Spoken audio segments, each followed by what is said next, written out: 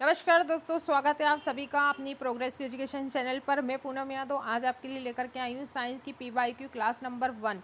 यदि दोस्तों आपने अभी हमारी क्लास नंबर 1 नहीं देखी है तो उसे भी आप जाकर के ज़रूर देखिएगा। दोस्तों हम जितने भी प्रश्न को करने वाले हैं किसी न किसी एग्ज़ाम में आए हुए करने वाले हैं। आप सभी को पता है MP पुलिस कांस्टेबल आ चुकी है, MP SI आने वाली, तो व्यापम की लगातार भर्तियां आती जा रही, तो कहीं ना कहीं आने वाले एग्जाम में आपको इन्हीं में से क्वेश्चन देखने को मिल सकते हैं। तो दोस्तों वीडियो को पूरा एंड तक देखिएगा। वीडियो अच्छी लगे तो लाइक करिएगा, शेयर करिएगा, और यदि दोस्तों आप चैनल पर नए जुड़े हैं तो चैनल को सब्सक्राइब करना न भूलिएगा। तो चलिए दोस्तों बिना किसी देरी के करते हैं क्लास की शुरुआत। तो बिल्कुल कंसंट्रेट होकर पढ़िएगा। तो पहला प्रश्न आपकी स्क्रीन के सामने ये रहा। बल और विस्थापन का गुणनफल है, आपको बताना है बल और विस्थापन का गुणनफल क्या है। तो दोस्तों प्रश्न को ध्यान से पढ़िएगा और आंसर दीजिएगा। आप सभी को पता है कार्य बराबर क्या होता है। कार्य बराबर क्या होता है, बल गुणा विस्थापन होता है कि नहीं होता दोस्तों, बल गुणा विस्थापन। तो यदि कोई वस्तु यहाँ रखी है, मान लो बॉक्स रखा है और एक ही दिशा में मैं इस पर फोर्स लगाऊंगी यानी बल लगाऊंगी, तो ये बॉक्स यहाँ आ जाएगा, तो ये क्या हो गया, विस्थापन हो गया। तो एक ही दिशा में लगाया गया बल विस्थापन है, तो बल गुणा विस्थापन कार्य कहलाता है। तो इसका राइट आंसर क्या जाएगा, कार्य हो जाएगा। चलिए बढ़ते हैं नेक्स्ट क्वेश्चन की ओर। नेक्स्ट क्वेश्चन आपकी स्क्रीन के सामने। निम्नलिखित धातुओं में से कौन सी कमरे के तापमान पर द्रव अवस्था में होती है। आपको बताना है कि कमरे का जो तापमान है फिर भी द्रव अवस्था में ही रहेगी। लेड, पारा, टंगस्टन या ब्रोमीन। टंगस्टन आप सभी को पता है कि जो बिजली जो बल्ब होते हैं, मतलब जो लाइट के बल्ब होते हैं उसका जो फिलामेंट होता है वो टंगस्टन का ही बना होता है। तो दोस्तों जो कमरे के तापमान पर द्रव अवस्था में होती है उसका राइट आंसर हो जाएगा पारा। चलिए बढ़ते हैं नेक्स्ट क्वेश्चन की ओर। नेक्स्ट क्वेश्चन आपकी स्क्रीन के सामने ये रहा। अणु शब्द किसने प्रतिपादित किया था। आपको बताना है कि जो अणु शब्द किसने प्रतिपादित किया था। जॉन डाल्टन ने दोस्तों, जॉन डाल्टन ने 1808 में, कब, 1808 में परमाणविक सिद्धांत दिया था। परमाणविक सिद्धांत दिया था, किसने दिया था, जॉन डाल्टन ने परमाणविक सिद्धांत दिया था। इन्होंने इस स्टेटमेंट में बताया था कि जो पदार्थ होता है अति सूक्ष्म कण परमाणु से मिलकर बना होता है, परमाणु अविभाज्य होता है, परमाणु को ना ही बनाया जा सकता है ना ही नष्ट किया जा सकता है। ये किसने बोला था, ये जॉन डाल्टन ने अपने स्टेटमेंट में बताया था। ये कब आया था, 1808 में आया था। तो दोस्तों ये प्रश्न ऐसे ही बनते हैं आपसे, यदि पूछा जाए एग्जाम में कि परमाणविक सिद्धांत किसने दिया था, जॉन डाल्टन ने दिया। ई रदरफोर्ड, ई रदरफोर्ड आप सभी को पता है कि प्रोटॉन का नामकरण किसने दिया था। तो प्रोटॉन का नामकरण ई रदरफोर्ड ने करा था। और प्रोटॉन की खोज किसने करी थी, तो ई गोल्डस्टीन ने करी थी दोस्तों। 1886 में ई गोल्डस्टीन ने प्रोटॉन की खोज करी थी। और प्रोटॉन का जो नामकरण था दोस्तों रदरफोर्ड ने दिया था। आपको बिल्कुल याद रखना है। जे जे थॉमसन, जे जे थॉमसन को कौन भूल सकता है, इन्होंने ही इलेक्ट्रॉन की खोज करी थी। तो जे जे थॉमसन ने 1897 में इलेक्ट्रॉन की खोज करी थी। तो दोस्तों ये आप सभी को जितने भी प्रश्न यहाँ से बन सकते हैं आप सभी को याद रखना है। जॉन डाल्टन ने परमाणविक सिद्धांत दिया था, ई रदरफोर्ड ने प्रोटॉन का नामकरण दिया था, ना कि खोज करी थी। खोज किसने करी थी, तो खोज ई गोल्डस्टीन ने करी थी। कब करी थी, 1886 में। आपको याद रखना है दोस्तों, जे जे थॉमसन ने 1897 में इलेक्ट्रॉन की खोज करी थी। तो दोस्तों अणु शब्द किसने प्रतिपादित किया था, तो अणु शब्द जो है हमारा डेमोक्रिटस ने प्रतिपादित किया था। तो इसका राइट आंसर हो जाएगा बी। चलिए बढ़ते हैं नेक्स्ट क्वेश्चन की ओर। प्रश्न नंबर 4 आपकी स्क्रीन के सामने है। निम्नलिखित में से कौन सा तत्व है जो मेंडलीव की आवर्त सारणी में एक निश्चित स्थान नहीं पा सका है।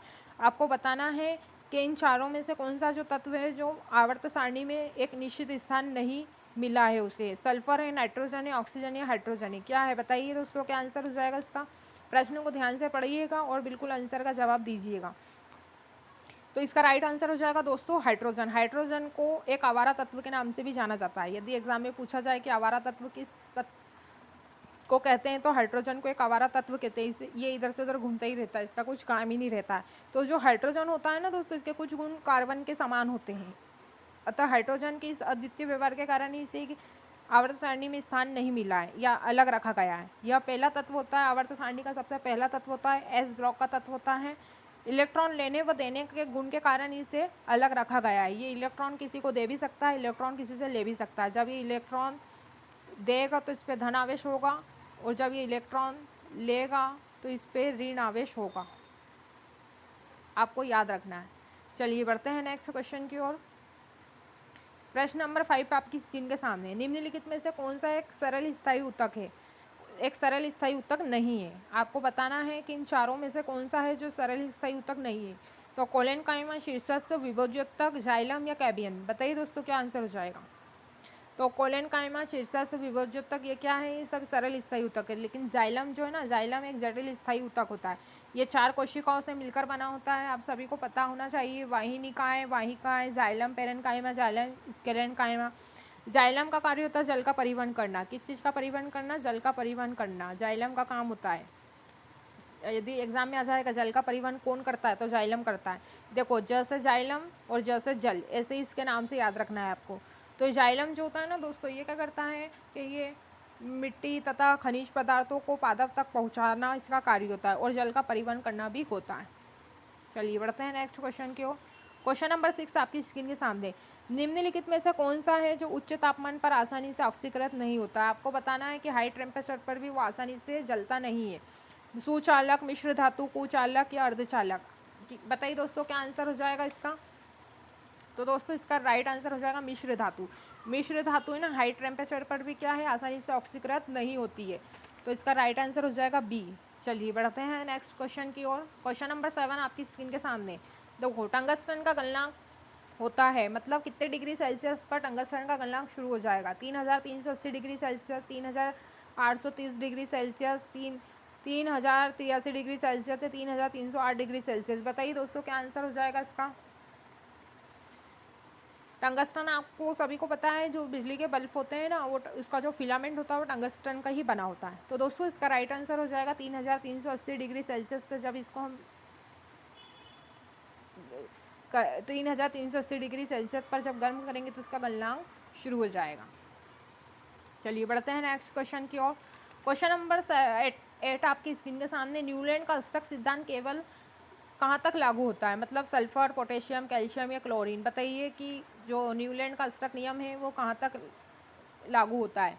तो दोस्तों इसका राइट आंसर हो जाएगा कैल्शियम। कैल्शियम तक ही लागू होता है किसका? न्यूलैंड का अष्टक नियम। चलिए बढ़ते हैं नेक्स्ट क्वेश्चन की ओर। क्वेश्चन नंबर 9 आपकी स्क्रीन के सामने। आप भी आपका स्कोर चेक करते चलिएगा दोस्तों कि आप कितना सही कर पाते हैं। निम्नलिखित में से कौन सा प्रकाश संश्लेषण के लिए आवश्यक नहीं है? मतलब फोटोसिंथेसिस के लिए आवश्यक नहीं है। सूर्य का प्रकाश, ऑक्सीजन, क्लोरोफिल, कार्बन डाइऑक्साइड। बताइए दोस्तों क्या आंसर हो जाएगा। तो आपको दोस्तों पता ही होगा कि प्रकाश संश्लेषण में सूर्य का प्रकाश बहुत ज़रूरी है, क्लोरोफिल ये भी बहुत ज़रूरी है, कार्बन डाइऑक्साइड ये भी। लेकिन इसका राइट आंसर हो जाएगा बी ऑक्सीजन। प्रकाश संश्लेषण के लिए आवश्यक ऑक्सीजन आवश्यक नहीं है। चलिए बढ़ते हैं नेक्स्ट क्वेश्चन की ओर। क्वेश्चन नंबर 10 आपकी स्क्रीन के सामने। जब एक धातु पानी के साथ अभिक्रिया करती है तो कौन सी गैस निकलती है? बहुत अच्छा क्वेश्चन है दोस्तों, आपको बताना है जब धातु पानी के साथ अभिक्रिया करती है तो कौन सी गैस निकलती है? ऑक्सीजन, नाइट्रोजन, क्लोरीन या हाइड्रोजन। क्या आंसर हो जाएगा इसका। तो दोस्तों जब धातु पानी के साथ अभिक्रिया करती है तो हाइड्रोजन गैस निकलती है। तो इसका राइट आंसर हो जाएगा डी, हाइड्रोजन। चलिए बढ़ते हैं नेक्स्ट क्वेश्चन की ओर। क्वेश्चन नंबर 11 आपकी स्क्रीन के सामने। ऑडोमीटर का उपयोग क्या मापने के लिए किया जाता है? दूरी, दिशा, गति या गंध। ऑडोमीटर का उपयोग किस चीज़ को मापने के लिए किया जाता है? तो इसका राइट आंसर हो जाएगा दूरी। दूरी को मापने के लिए ऑडोमीटर का उपयोग किया जाता है। चलिए बढ़ते हैं नेक्स्ट क्वेश्चन की ओर। गर्भाशय में भ्रूण को पोषण प्रदान करने वाला ऊतक है। आपको बताना है कि जब बच्चा गर्भ में रहता है तो उस जो माँ के पेट में रहता है तो बच्चा किस चीज़ के कारण वो अपना पेट भरता है? मतलब उस माँ के जो गर्भ में, आप सभी को पता है ना कि नाल कहा जाता है, नाल बच्चे के पेट में जुड़ी होती है। तो वो जो माँ जो कुछ भी खाती है तो वो नाल के द्वारा ही बच्चे को पोषक तत्व सब मिलता है ना। तो उसको बताना है आपको कि गर्भाशय में भ्रूण को पोषण प्रदान करने वाला ऊतक कौन सा है? वीली है, ओविडक्ट है, फॉलोपियन ट्यूब है या प्लेसेंटा है। तो जो दोस्तों जो नाल, जिसे आप लोग आम भाषा में नाल बोलते हैं, उसे प्लेसेंटा कहा जाता है। क्या कहा जाता है दोस्तों? प्लेसेंटा कहा जाता है, जो कि माँ के गर्भ में बच्चे के पेट से जुड़ी होती है, और जो माँ जो भी कुछ खाती है, जो पोषक तत्व है वो पूरे बच्चे तक ये प्लेसेंटा के द्वारा ही उसे पोषक तत्व मिलते हैं। तो इसका राइट आंसर हो जाएगा प्लेसेंटा। प्लेसेंटा भ्रूण ऊतक जुड़ी होती है। चलिए बढ़ते हैं नेक्स्ट क्वेश्चन की ओर। किसमें मुकुलन द्वारा प्रजनन हो सकता है? लॉबस्टर, स्टारफिश, हाइड्रा या केचुआ? बताइए दोस्तों क्या आंसर हो जाएगा। किसके द्वारा मुकुलन द्वारा प्रजनन हो सकता है? बताइए दोस्तों क्या आंसर हो जाएगा इसका। क्या आंसर हो जाएगा इसका? लॉबस्टर, स्टारफिश या हाइड्रा या केचुआ? बताइए दोस्तों क्या आंसर हो जाएगा इसका। तो दोस्तों इसका राइट आंसर हो जाएगा हाइड्रा। हाइड्रा जो तो मुकुलन द्वारा प्रजनन हो सकता है, तो इसका राइट आंसर क्या हो जाएगा? हाइड्रा। चलिए बढ़ते हैं नेक्स्ट क्वेश्चन की ओर। समभारिकों में की संख्या समान होती है। समभारिकों में किसकी संख्या समान होती है? आयन, नाभिक, इलेक्ट्रॉन या प्रोटॉन? बताइए दोस्तों क्या आंसर हो जाएगा इसका। तो इसका राइट आंसर हो जाएगा नाभिक। नाभिकों की संख्या जो होती है समान होती है समभारिकों में। चलिए बढ़ते हैं नेक्स्ट क्वेश्चन की ओर। नेक्स्ट क्वेश्चन आपकी स्क्रीन के सामने। निम्नलिखित में से किसमें केवल परिमाण होता है, दिशा नहीं होती है? बताइए दोस्तों क्या आंसर हो जाएगा। किसमें परिमाण होता है, दिशा नहीं होती? संवेग, विस्थापन, कार्य या बल? क्या आंसर हो जाएगा इसका दोस्तों बताइए। तो इसका राइट आंसर हो जाएगा कार्य। कार्य में परिमाण होता है, दिशा नहीं होती है। चलिए बढ़ते हैं नेक्स्ट क्वेश्चन की ओर।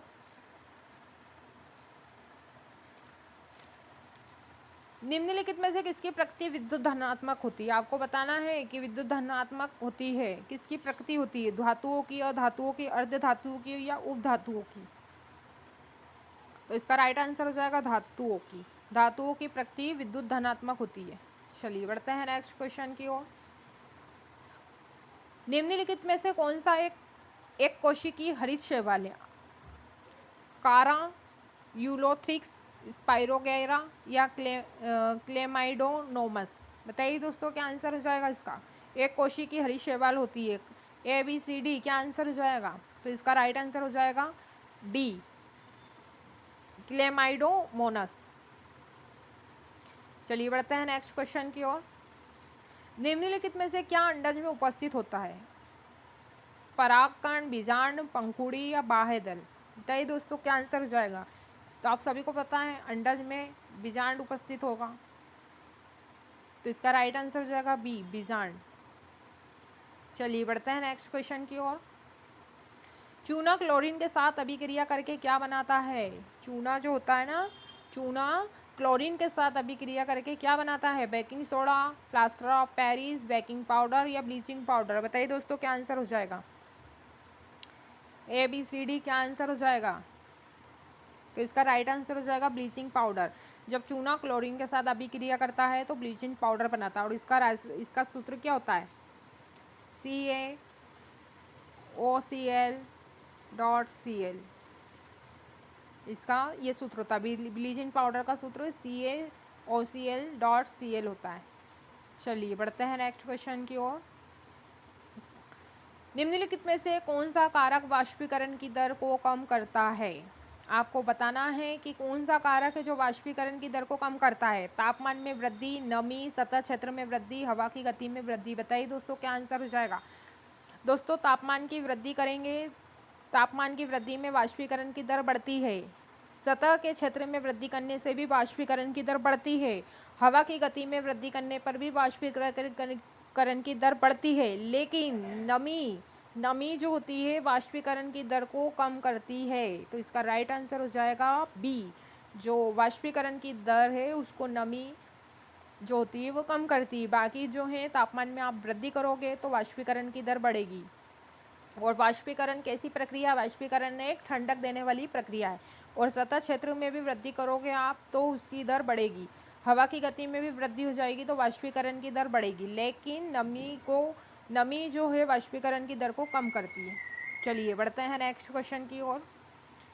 नेक्स्ट क्वेश्चन 21 आपकी स्क्रीन के सामने। फ्लोरीन का एक अपरूप है। बताइए फ्लोरीन का अपरूप क्या है? जिंक है, सल्फर है, गोल्ड है या कार्बन है? बताइए दोस्तों क्या आंसर हो जाएगा। तो इसका राइट आंसर हो जाएगा दोस्तों कार्बन। कार्बन जो होता है ना फ्लोरीन का एक अपरूप होता है। चलिए बढ़ते हैं नेक्स्ट क्वेश्चन की ओर। नेक्स्ट क्वेश्चन 22 आपकी स्क्रीन के सामने। दाब का एसआई मात्रक क्या होता है? न्यूटन होता है, डाइन होता है, किलोग्राम होता है या पास्कल होता है? बताइए दोस्तों, ABCD क्या आंसर हो जाएगा? दाब का एसआई मात्रक क्या होता है? तो दाब का एसआई मात्रक दोस्तों इसका राइट आंसर हो जाएगा डी, पास्कल। दाब का एसआई मात्रक पास्कल होता है। चलिए बढ़ते हैं नेक्स्ट क्वेश्चन की ओर। क्वेश्चन नंबर 23 आपकी स्क्रीन के सामने। पादप कोशिका भित्ति किसकी बनी होती है? पादप की कोशिका भित्ति किसकी बनी होती है? सेलुलोज और पैक्टिन, केवल पैक्टिन, मुरेन, काइटिन? बताइए दोस्तों, किस चीज़ की बनी होती है पादप कोशिका की भित्ति? तो पादप कोशिका की भित्ति सेलुलोज और पैक्टिन की बनी होती है। चलिए बढ़ते हैं नेक्स्ट क्वेश्चन की ओर। क्वेश्चन नंबर 24 आपकी स्क्रीन के सामने। 2500 वाट्स बराबर कितने किलोवाट के बराबर होता है? 25, 250, 2.5 या 0.25? आपको बताना है 2500 वाट्स किसके बराबर किलोवाट होता है। तो इसका राइट आंसर हो जाएगा सी, 2.5 के बराबर होता है। चलिए बढ़ते हैं नेक्स्ट क्वेश्चन की ओर। Next question and last question इस क्लास का दोस्तों, आज की क्लास का लास्ट क्वेश्चन आपकी स्क्रीन के सामने। एका सिलिकॉन के रूप में जाना जाता है। आपको बताना है एका सिलिकॉन के रूप में जाना जाता है। Silicon, gallium, germanium, aluminium? बताइए दोस्तों, क्या आंसर हो जाएगा इसका? तो दोस्तों इसका राइट आंसर हो जाएगा जर्मेनियम। जो एका सिलिकॉन के रूप में जाना जाता है वो जर्मेनियम को जाना जाता है। तो चलिए दोस्तों, इसी के साथ आज की क्लास को करते हैं एंड, मिलते हैं नेक्स्ट क्लास में दोस्तों। यदि आपको वीडियो अच्छी, चलिए दोस्तों, वीडियो अच्छी लगे तो लाइक करिएगा, शेयर करिएगा, लाइक करिएगा, शेयर करिएगा एंड चैनल को सब्सक्राइब करना ना भूलिएगा। तो दोस्तों मिलते हैं नेक्स्ट क्लास में। इस आप लाइक करिएगा दोस्तों, शेयर भी करिएगा और सब्सक्राइब करना ना भूलिएगा दोस्तों, यदि आप चैनल पर नए जुड़े। तो चलिए दोस्तों, इसी के साथ मिलते हैं नेक्स्ट क्लास में। जब तक के लिए जय हिंद, जय भारत, खुश रहिए, मुस्कुराते रहिए, धन्यवाद।